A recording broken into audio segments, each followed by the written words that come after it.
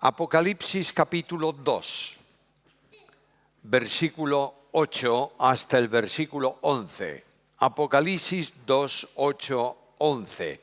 Dice así: y escribe al ángel de la iglesia en Esmirna, el primero y el postrero, el que estuvo muerto y vivió, dice esto: yo conozco tus obras y tu tribulación y tu pobreza, pero tú eres rico, y la blasfemia de los que se dicen ser judíos y no lo son, sino sinagoga de Satanás. No temas en nada lo que vas a padecer. He aquí el diablo echará a algunos de vosotros en la cárcel para que seáis probados y tendréis tribulación por 10 días. Sé fiel hasta la muerte y yo te daré la corona de la vida. El que tiene oído, oiga lo que el Espíritu dice a las iglesias. El que venciere no sufrirá daño de la muerte segunda. Tenemos hoy la segunda carta que el Señor, por medio de Juan, dirige a 7 iglesias de Asia Menor. Es la más pequeña de todas ellas. Apenas hay un contenido, digamos, humanamente hablando, destacable, pero hay una advertencia sobre la persecución, sobre la tribulación, sobre el problema, y a veces pensamos que es una cosa muy rara que Dios permita que su iglesia pase por dificultades. Es más, es muy raro para el pensamiento natural del hombre que un cristiano pase por aflicciones. ¿No es acaso hijo de Dios? ¿No ha sido comprado al precio de la sangre de Cristo? ¿No es su Padre, nuestro Padre Celestial, el Creador del cielo y de la tierra? Entonces, ¿por qué pasamos por dificultades? Primeramente, Cristo advirtió esto. Jesús hizo una advertencia seria a los discípulos. En el mundo tendréis aflicción. Luego ya es la advertencia del Señor. La iglesia no puede pasar desapercibida en el mundo de hoy porque produce un contraste fuerte. Lamentablemente a veces se diluye ese contraste. La iglesia resplandece en una sociedad tenebrosa y alumbra la maldad de los hombres. ¿Cómo? Por medio del testimonio de los cristianos. La iglesia tiene confianza en el Señor, mientras que el mundo confía en sí mismo.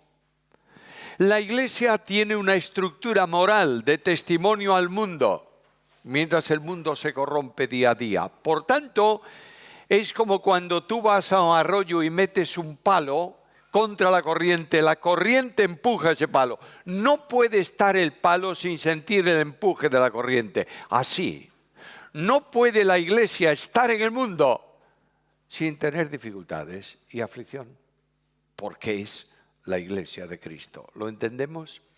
Voy a la carta y hay 3 cosas que quiero destacar en ella. Es el mismo bosquejo para todas las cartas, de modo que si lo anotas hoy tienes ya todos los bosquejos de lo que venga por delante. En primer lugar está la iglesia. Escribe a la iglesia en en Esmirna. En segundo lugar está quien escribe, el Señor, y se define, se presenta aquí de 3 maneras o en 3 formas.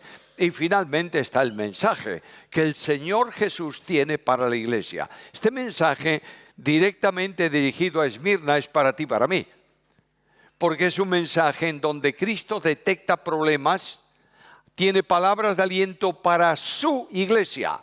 No importa en qué tiempo ni en qué circunstancia. Primeramente, pues la iglesia comienza diciendo el texto bíblico: escribe al ángel de la iglesia en Esmirna. Esmirna era una de las ciudades importantes del Asia Menor. Estaba situada más o menos a unos 70 kilómetros de Éfeso. Tenía un puerto magnífico y ella rivalizaba con las grandes ciudades del Asia Menor, especialmente con 2, con Éfeso y con Pérgamo. Ahora, la iglesia, ¿cómo está ahí una iglesia? En tiempos de idolatría, en tiempos de dificultades, ¿cómo hay ahí una iglesia? Bueno, no sabemos cómo se fundó la iglesia en Esmirna y no sabemos tampoco quién fundó esa iglesia. Probablemente haya sido un brazo evangelístico que se extiende desde Éfeso. Los de Éfeso evangelizan mucha parte de esa región y llegan a este lugar y plantan allí una iglesia porque hay gente de esa ciudad que cree en Cristo Jesús. Bueno, podríamos decir muchas cosas de Éfeso, pero no tenemos ni una sola base bíblica para decir lo que tendríamos que decir. Es historia, que indudablemente es importante, pero voy a daros el último dato histórico. Uno de los pastores de esa iglesia, probablemente el más importante, no estoy hablando de importancia humana, sino de importancia espiritual, uno de los pastores de la iglesia se llamaba Policarpo. Policarpo fue educado e instruido doctrinalmente por Juan, el apóstol Juan. Por tanto, era un hombre fuerte en Biblia, sólido en doctrina, y cuando hay alguien liderando en la iglesia en estas características, la iglesia es sólida en doctrina. Uno de los gravísimos problemas del tiempo de hoy en muchas iglesias del mundo son líderes que no instruyen a la iglesia en doctrina. Y tienes iglesias infantiles que son llevadas de un lado para otro por cualquier viento de doctrina. Esta iglesia es una iglesia sólida en Biblia. En segundo lugar está el Señor. El Señor se presenta de distintas maneras en cada una de las cartas. Aquí comienza diciéndonos el primero y el postrero. Cristo es Dios, por tanto es eterno.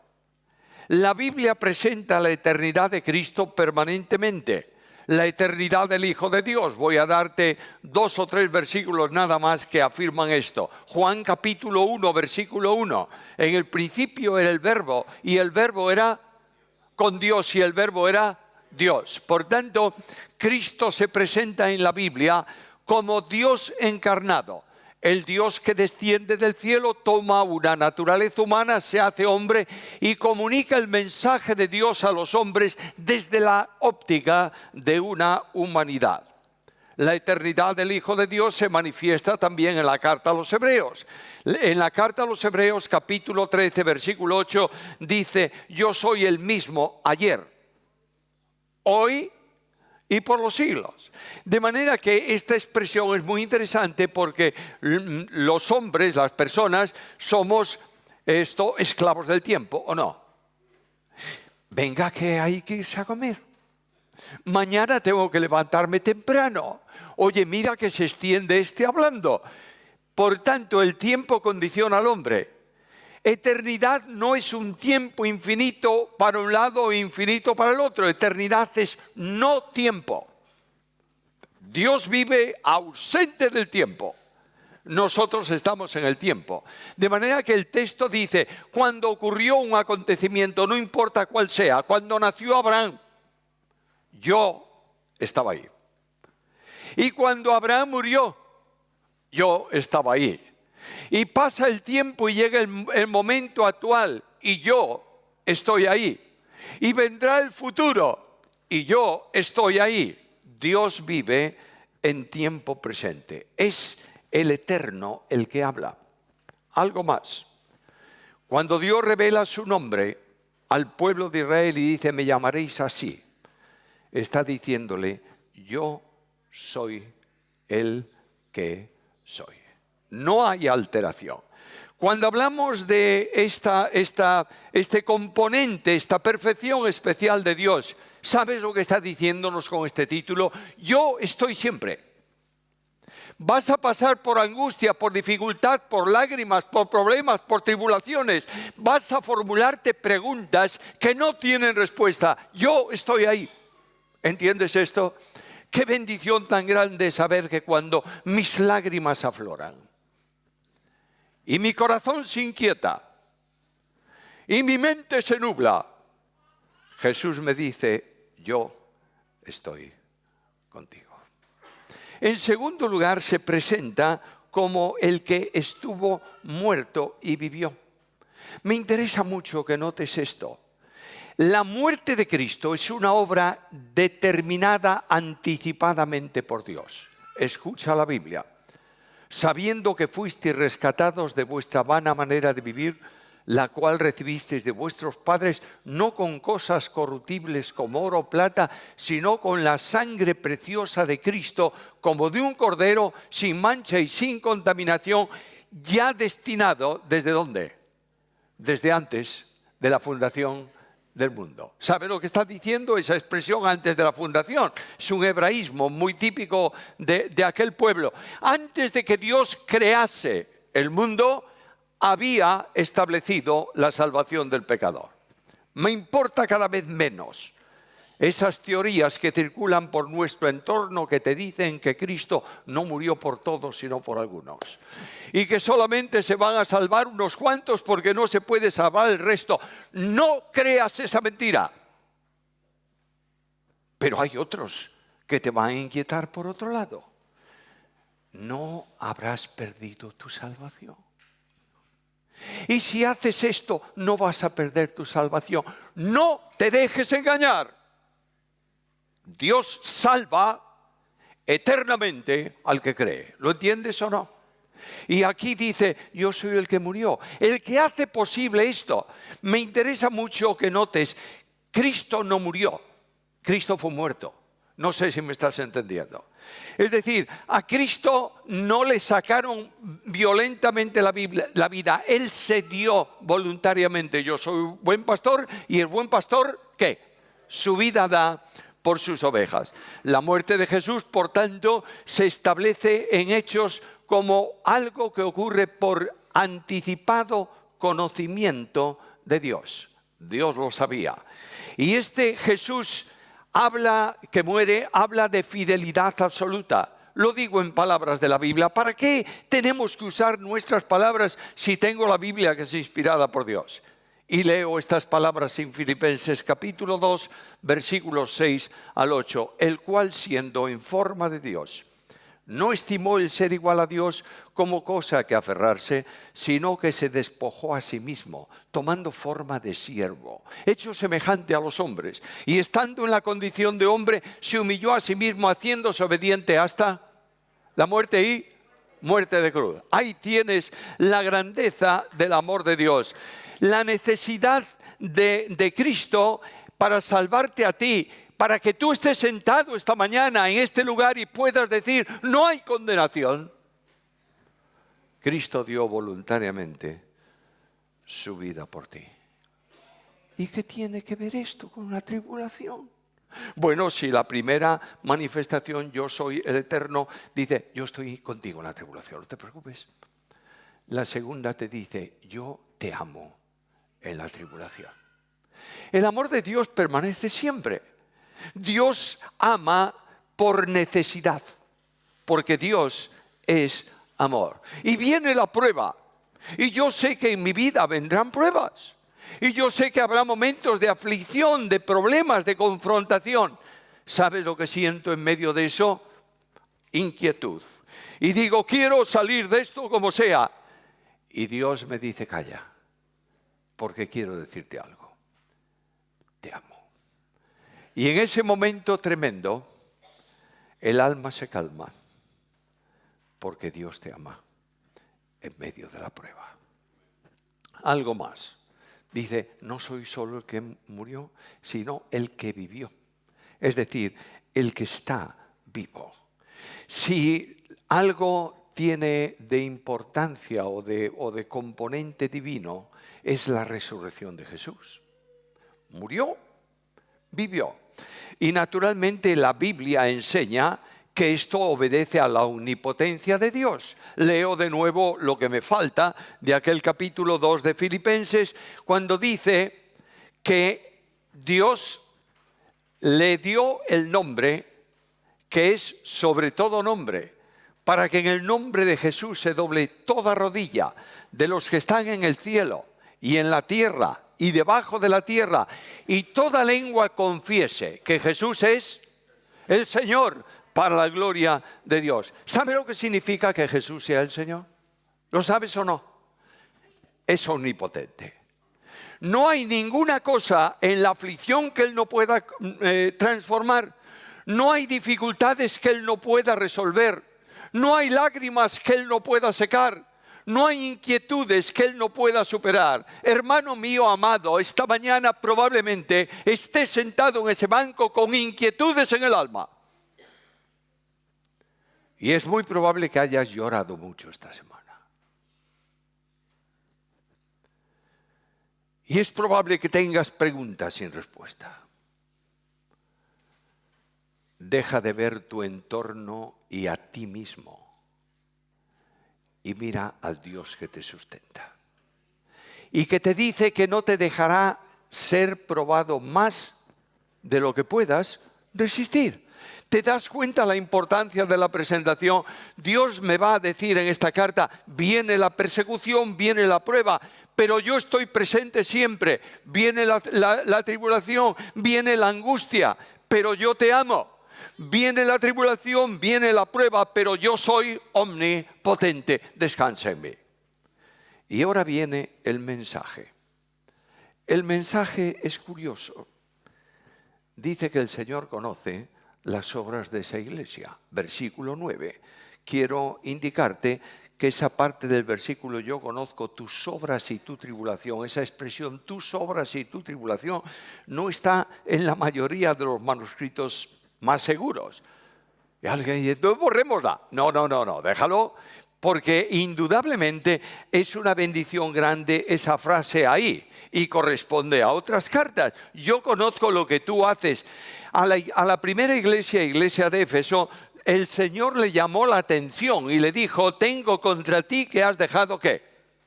Tu primer amor. Por tanto, las obras que tú estás haciendo, las haces tú.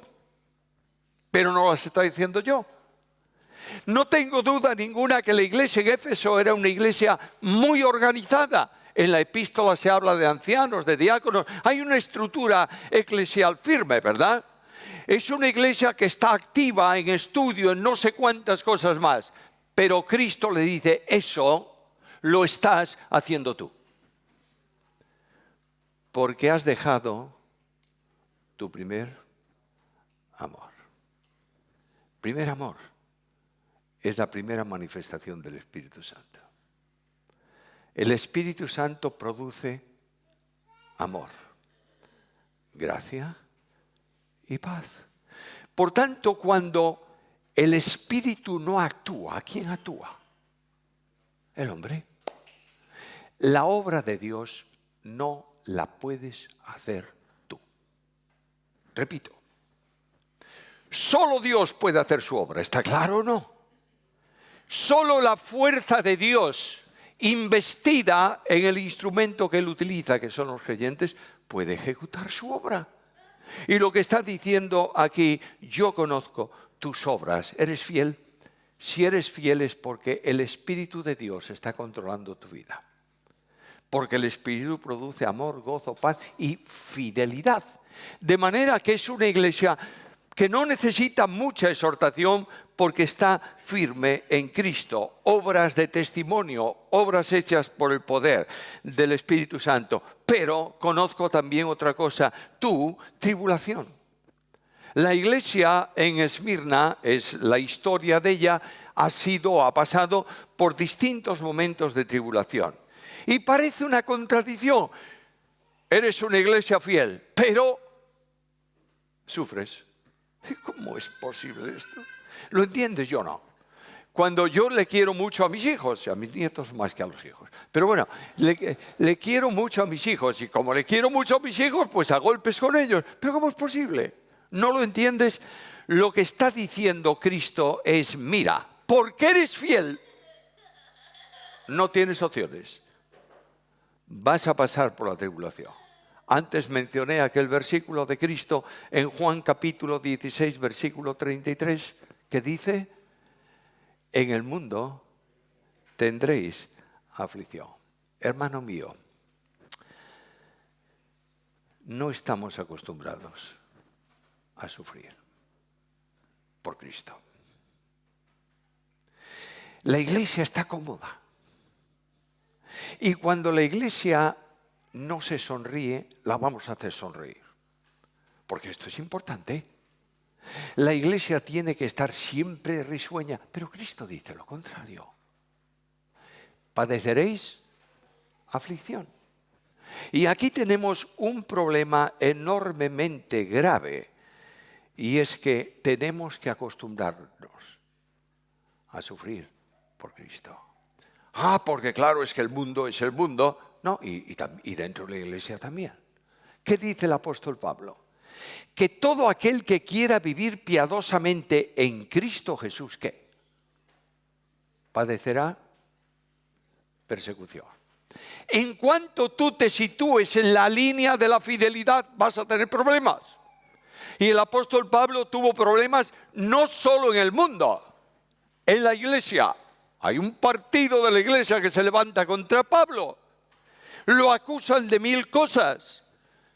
Porque el problema es la fidelidad a Cristo.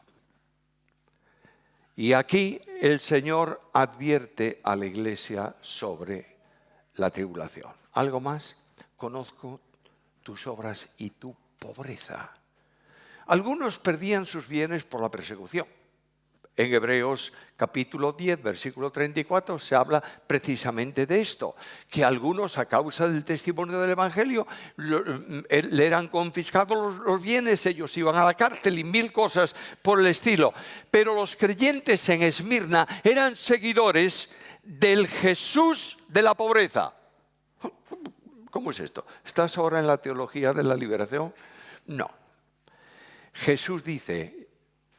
Pablo dice, mejor dicho, acerca de Jesús: ya conocéis la gracia de nuestro Señor Jesucristo, que por amor de vosotros se hizo pobre, siendo rico, para que vosotros con su pobreza fueseis enriquecidos. Hermanos míos amados, aunque sea lo último que Dios diga en esta iglesia, quiero decirte que la necesidad más grande es la pobreza espiritual,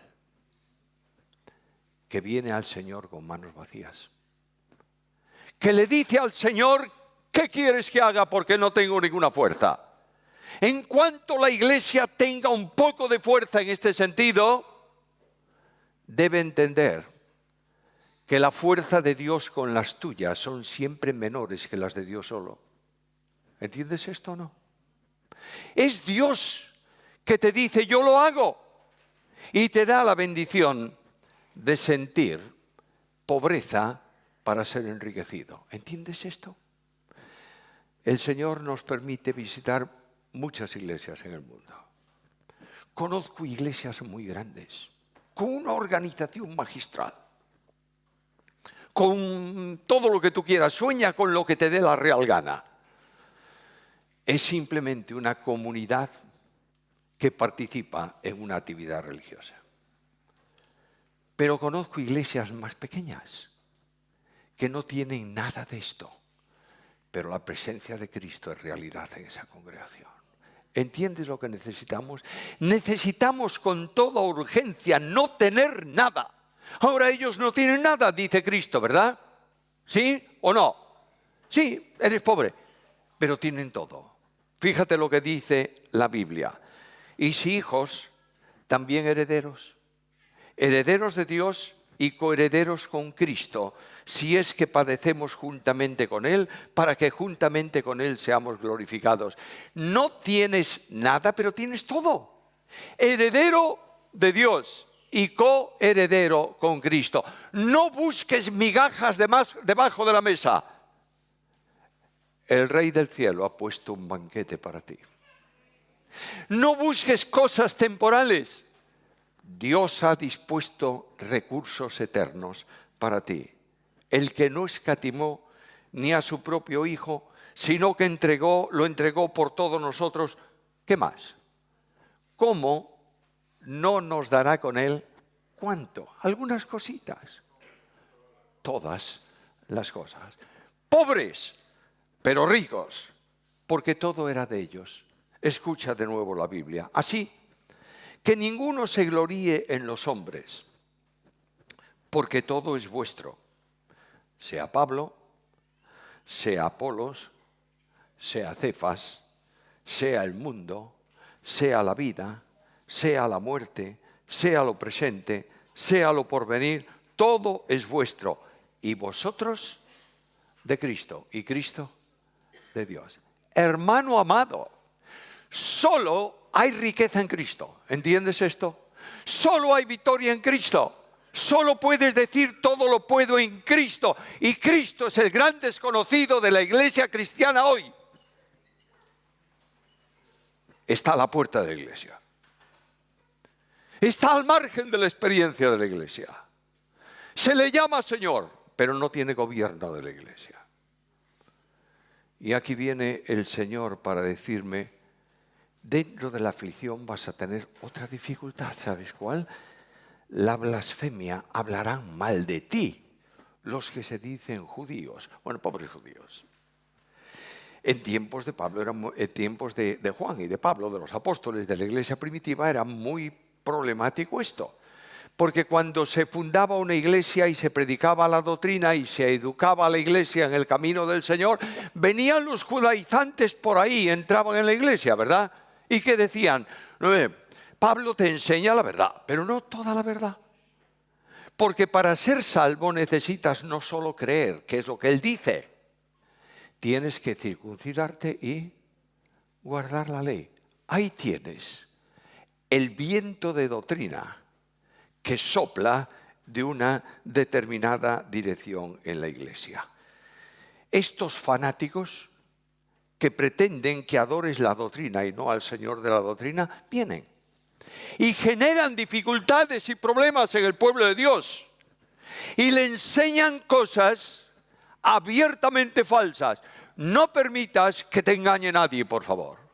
Mantente firme en el compromiso con el Señor. Dedica tiempo en tu casa a estudiar la Biblia. Fórmate en la palabra y evitarás que estos vengan de un lado para otro para enseñarte cosas que no corresponden a la doctrina. Mantente en Cristo, mantente en la Biblia, aférrate a ella, descansa en ella, confía en ella. Y el Dios de la Biblia te va a bendecir. Pero hay algo más. Este problema de Esmirna es un problema de hoy, ¿eh? No ha pasado. Se mantiene ahí. La iglesia se debilita, ¿sabes? Cuando acepta algo que no se sustenta en la Biblia. ¿Me está siguiendo o no? Solo la Biblia. Nada más que la Biblia. Exclusivamente la Biblia sustenta la fe de la iglesia y la vida del creyente. Y ahora viene la exhortación. ¿Dios te dice esto? Bueno, mira por favor el versículo 10. No temas en nada lo que vas a padecer, ¿eh? No te preocupes, pero vas a padecer. No temas en nada lo que vas a padecer. He aquí, el diablo echará a algunos de vosotros en la cárcel para que seáis probados y tendréis tribulación por 10 días. 10 días, ¿qué es eso de 10 días? Literalmente, Cristo dice a la iglesia, nada temas. Viene la tribulación, viene. Y el diablo echará a algunos en la cárcel, es decir, va a haber una persecución no solo colectiva, sino también individual. Pero dura 10 días. 10 días es un término que habla de completo, de número completo. Es decir, va a haber una tribulación completa, pero 10 días son corto, un espacio corto o no.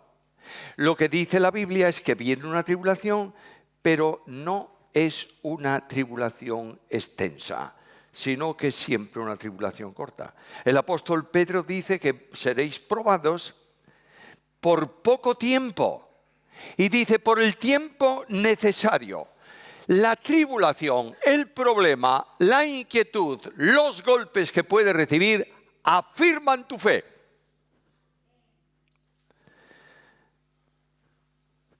Hoy no hace mucho frío, ¿verdad? No. Pero a veces hace frío. ¿Qué ocurre cuando hace frío y dejaste el abrigo en casa? ¿De qué te acuerdas? Del abrigo. Y nunca valoraste el abrigo más que cuando hace frío, ¿es verdad? Nunca vas a valorar el poder de Dios, el amor de Dios y la comunión de Dios que cuando estás en la prueba. Y es precisamente ahí donde se hace realidad la fe del creyente. La aflicción es por poco tiempo y dice, si es necesario. Luego, Dios no tiene interés ninguno en que sus hijos sufran. Pero a veces la omnipotencia, la omnisciencia de Dios sabe que necesita la iglesia una prueba. ¿Para qué? Para consolidarla. Y permite que esto se produzca. ¿Sabes que es una concesión de la gracia o no? Escucha lo que dice la Biblia. Porque a vosotros os es concedido a causa de Cristo, no solo que creáis en Él, sino que padezcáis por Él. La gracia permite el sufrimiento. La aflicción viene, pero quiero hacerte una advertencia de aliento solemne. ¿Vas a entrar en conflicto? Sí, parece ser que sí. ¿Vas a tener pruebas? Parece ser que sí. Pero ahora escucha un versículo. Porque el que os toca, toca la niña de su ojo. Viene verano, ¿no? Viene verano. Esperemos que venga el verano. Y te vas a la playa, una buena toalla, y de pronto viene el viento, que a veces se levanta. ¿Y qué hace el viento? ¿Qué levanta el viento? Arena. Y ves a la gente poniéndose de espaldas al viento. Pero normalmente, si te agarra un ventolero de estos y viene la arena de golpe, ¿qué haces tú? ¿Pones las manos dónde? En los ojos para protegerlo. Es el miembro del cuerpo que más cuidamos, porque es delicado. Dios tiene tu vida con un cuidado especial, como si fuese la niña de su ojo. ¡Oh, qué maravilla de bendición! Pero también qué solemne advertencia. Si yo hago sufrir a alguien sin razón, estoy tocando la niña del ojo de Dios. No lo va a permitir. La Biblia enseña con toda claridad a tener mucho cuidado con los hermanos y no ser motivo de dificultad en la vida de nadie, especialmente de los débiles, de los que no pueden razonar como tú. Y Cristo dice que cuando alguien ocasiona un problema a un débil, lo mejor que puede hacer es atarse una piedra de molino de asno y tirarse en medio del mar. Es todo un ejemplo, una hipérbole, para que entendamos esa dificultad. Dios cuida de los suyos y el poder del Altísimo está siempre dispuesto para defender a los que son débiles. ¿Entiendes esto o no? Posiblemente entre nosotros esta mañana hay alguno que está siendo zarandeado. No importa quién. Levanta tu ánimo, porque para Dios eres como la niña de su ojo. Algo más y voy a ir terminando. Bueno, el Señor dice, vas a sufrir, ¿eh? Bueno, Señor, está bien. Sé fiel hasta la muerte. Y ahora el versículo se entiende a veces de una forma muy extraña. Sé fiel toda tu vida hasta que te mueras. No es eso. Sé fiel aunque tengas que morir. ¿Notas la diferencia? Es decir, Dios llama a un compromiso de fidelidad, porque cuando Cristo estaba en la tierra, la idea no es de que seas fiel continuamente, sino que seas fiel aunque tengas que dar tu vida. Porque cuando Cristo estaba en la tierra decía, mi comida es que haga la voluntad del que me envió. ¿Y qué más? Que acabe su obra. Fidelidad. Dios pide esta mañana que seas fiel en la santidad. Hay una doctrina muy light que se ha olvidado de la santidad. Si no eres santo, no eres salvo. ¿Me entiendes esto? Tienes que ser fiel en el compromiso de servir. ¿Cuántas peticiones de servicio y cuántas necesidades que no se cubre? Tienes que ser fiel en el compromiso de la ejemplaridad. No se te ocurre enseñar en tu escuela dominical ni en tu grupo de conexión si no cumples esto, presentándote tú como ejemplo de buenas obras. En la enseñanza mostrando integridad, seriedad, palabra sana e irreprensible, de modo que el adversario se avergüence y no tenga nada malo que decir de vosotros. Tito, capítulo 2, versículo 7.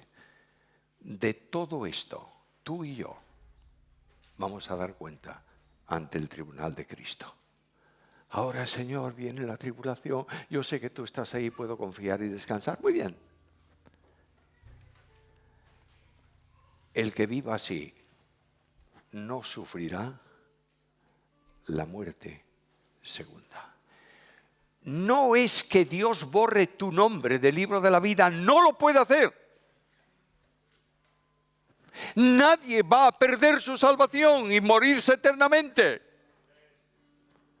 Lo que está diciendo este versículo es algo muy simple. Porque eres salvo, la muerte segunda y tú no tenéis ningún componente de común. Y vivirás para siempre con Jesús. Y la demanda final con la que termino es esta. El que tiene oído para oír, oiga. Y esta es la respuesta que el Espíritu de Dios quiere oír esta mañana de tu corazón personal. No voy a pedir manifestaciones públicas. No voy a pedir que levantes tu mano o que te pongas en pie. Quiero llamarte a una reflexión íntima y personal. ¿Me oyes? Que inclines tu cabeza ahí donde estás. Y digas al Señor, cuenta conmigo, Señor. Sé que no tengo fuerza, pero tú vas a darme lo que necesite. Y después de la prueba y de las lágrimas, que siempre son breves, luego de esto, la gloria con Jesús. ¿Qué importancia puede tener una aflicción transitoria frente a una eternidad de gozo? Yo te pido que en este momento tomes una decisión personal y digas, Señor, quiero vivir una vida distinta. Quiero caminar por una senda renovada. Quiero sentir mi debilidad para llenarme de tu fuerza. Quiero sentir tu gloria frente a mi prepotencia personal. Quiero sentirme unido a ti y vivir tu vida. Padre amado, yo quiero pedirte esta mañana, Señor de gloria, por amor de tu Hijo Jesús, que tu Espíritu toque nuestros corazones, golpee nuestras vidas, derribe nuestra soberbia, quebrante nuestra altivez, nos haga sentir la necesidad de ser pobres, para que tu gloria se manifieste, Señor. Perdona nuestras faltas y recibe nuestra adoración que tributamos para tu gloria. Por Cristo Jesús. Amén.